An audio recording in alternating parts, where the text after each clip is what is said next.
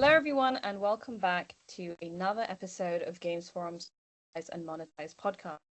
Now, joining me today, I have an industry vet and someone who I'm really excited to have on. It's none other than Faheem Saiyad, director at AppSamurai. Faheem, thank you so much for taking the time to be here today.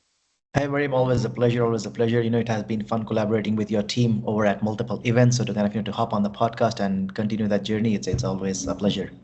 Absolutely. So I'm so excited to get some of your insights today. We've got so many questions that I'm sure our audience will absolutely love to hear from you. So I want to kick straight off and a bit of a personal one to start our conversation here for you.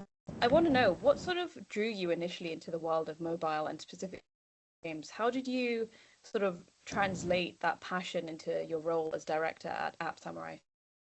So one thing that we did to start off this journey back in 2016 with App Samurai as a unit, and back then we didn't have a separate portfolio for games in general. So we were a user acquisition team that was driven on how could we leverage the possible technologies in the market to promote apps in general. Non-gaming was the biggest portfolio, so e-commerce and all the good stuff. And then right before the pandemic, in back in 2020, if I'm not wrong, 4 years ago, back when everybody was at homes and everything started to peak up, right? Mobile games went at an all-time high usage, right? That's where we realized that the setup that we have, the architecture that we have, could be used to help the gaming industry on its own as well, because we were one of the initial players in the ecosystem for the past 8 years that was actively investing in what you call these days as offer walls, right? Back in the day, these were much more simple, and we used to help promote our non-gaming clients on these offer walls. But when a time came where the whole rewarded engagement, rewarded offer wall as a system came on to play, we realized that we already have the tech stack for it.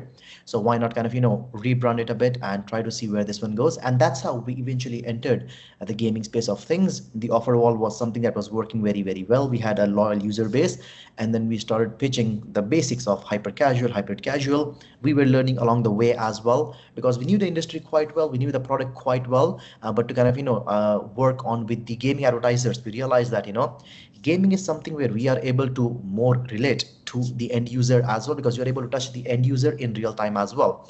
With, let's say, e-commerce or other non-gaming aspects, it's usually the brand that controls the whole narrative. But with gamers, right, you have a way to attach yourself to the users as well. That's when we moved on with the offer wall. Over time, the offer wall devolved into something different, and then we launched a unique solution for casual and mid-core games as well. So that's how always we were attached to the mobile ecosystem. From there, the next step led to app growth, and then the next step eventually led to the formation of the App Samurai for Games portfolio, and that is basically what brought us to here, where at today's day and age, we are one of the leading players in a space that is heavily crowded. But due to the products that we offer, we have certain products like the rewarded playtime that make us stand out in this crowded space. So the experience and the passion that the team had eventually translated to a place where we were able to come in this day and age. Really interesting how you sort of mapped out that journey there.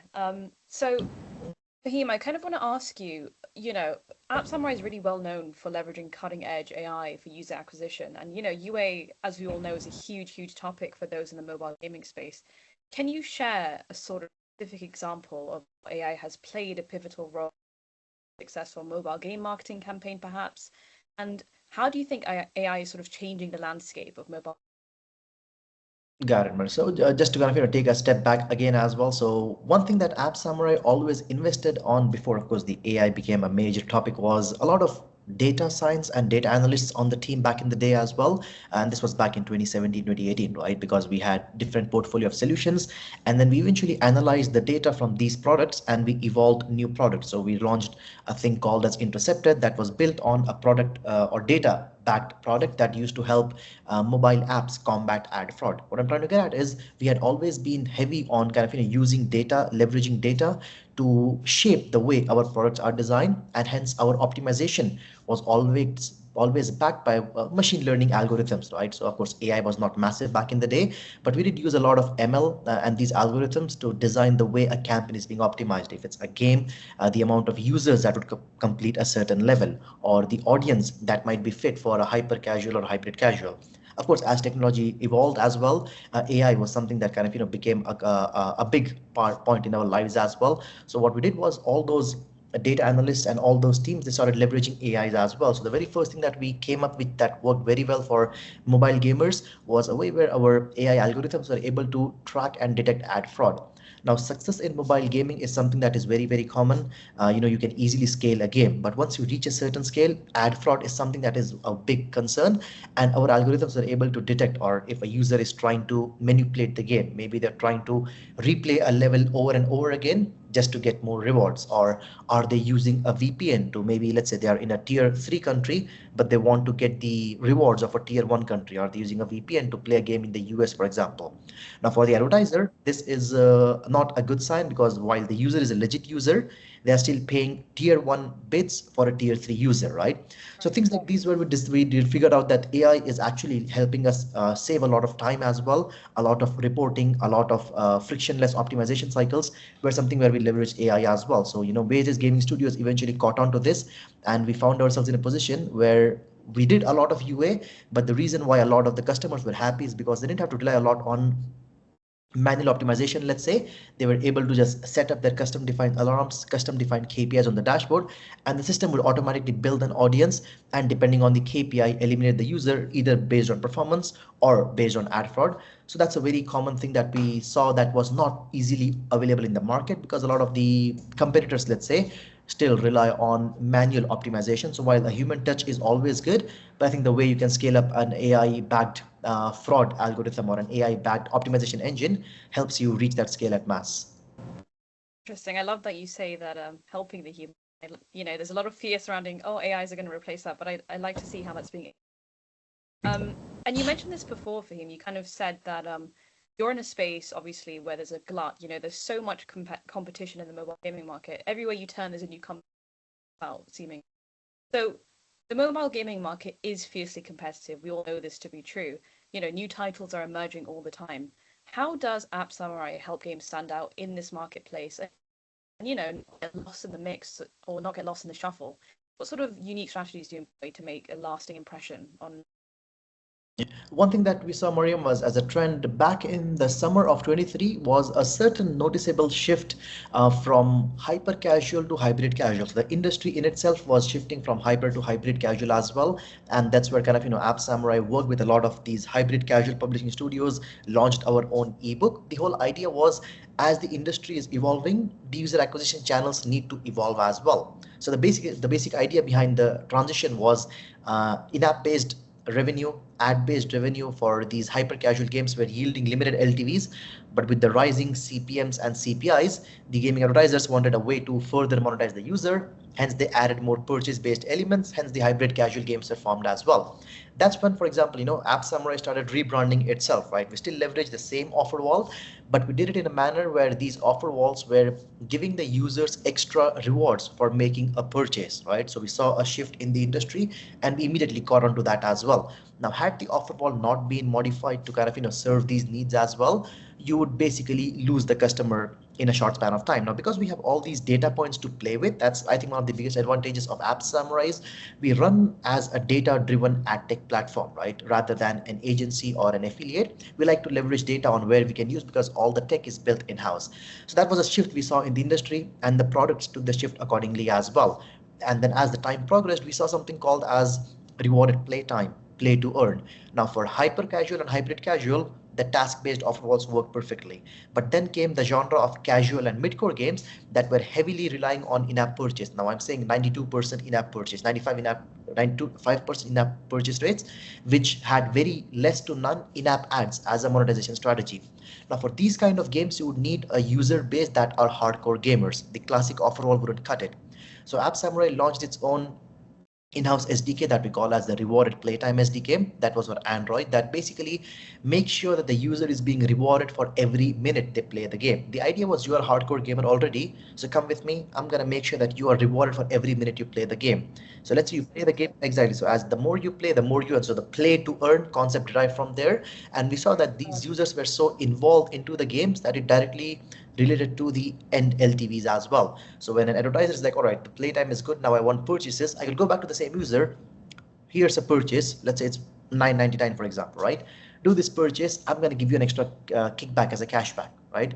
So eventually we started forming up a whole genre of user base that even the advertisers took notice of, and they realized that, okay, this is a channel that is something different from an offer wall, because the users are being rewarded for their playtime. And for this playtime, the users eventually, the advertisers found out to have significant higher LTVs. So that's how, as the industry evolved, we tried to evolve our own product based as well, design different solutions for different genre of games, just to ensure, to reconfirm the fact that not every user likes every genre of game. You have specific groups that like specific games. Interesting. And but every user loves rewards. So Exactly. there is, you touched on, user acquisition and, trying to counter churn. So there's always this discussion around UA ethics and mobile, especially given, all these laws and acts that have come out like the DMA, GDP. How does AppSamurai ensure its marketing strategies effective, but also respectful of user privacy data that comes along? Yeah, that's a good one, Mariam, because data privacy is something that everybody is sensitive about, because one wrong move and you are facing millions of dollars in fine, right? Now, in Yeah. today's world and age where everybody is running efficiently on cash, nobody is fond of paying a hefty fine. Hence, all the bigger the game, the more sensitive they are to these, let's say, data regulations as well. That's why in our world, with our since we own all the tech in-house, we are able to kind of get that consent easily. A simple example of that, right? Let's say user opens an app which has our SDK. The very first screen gives them all the rules and tells them, look, if you allow us to track X, Y, and Z, we are able to reward you more, and these are the details we are going to use.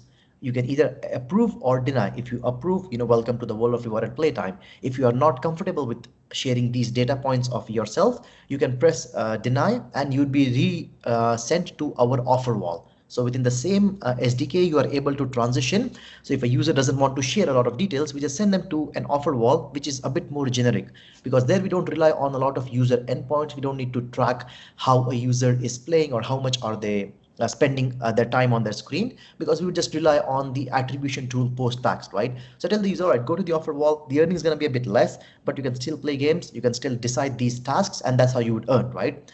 So I give them the user an incentive that, look, if you let me share your zero party data, there are Right. incentives for you. You can actually earn with that data point as well. Else, if you don't like it, I would still want you to be in my world, but I will have to give you a different offering of product. And users do appreciate that. We often see users, let's say, sometimes they might press not share data, go ahead, use the offer wall, be satisfied with the way we have treated them, get back to the main SDK and enable the permissions for, okay, now you're able to track me. So we are also able to kind of, make the users win-win, and they're able to kind of, jump back to data sharing, just to see how this one goes. Interesting. That's really interesting because what I pick up from that is transparency, and that's what I've kind of been reading time and time again as references. People just want to know what they're signing up for. So it kind of makes sense that you say that, but really interesting stuff. Um, Exactly. One thing we saw was that the users always like transparency as well. So in a world where users, they just don't want to feel cheated. So if you are going to absolutely. use certain data points and if you tell it to them, they're like, huh, all right, use it. I don't mind, right? Because Yeah. these are basic data points, nothing with PII. But as long as you are transparent and they don't feel dumb because they were cheated on, then I think Yeah. everybody has a good chance of getting those first party permissions. Really interesting stuff. So for those curious, Faheem, and I'm sure a lot of people are, what is about the inner workings of App Samurai? Can you walk us through a sort of like typical day as director? What are some of the challenges you face? And equally, what are some of the most rewarding aspects of your role? So starting off from the rewarding aspects of the role, I think the best aspect of this role is me being part of this ever-growing mobile game industry, that I would say, because again, you folks have hosted events in the past as well.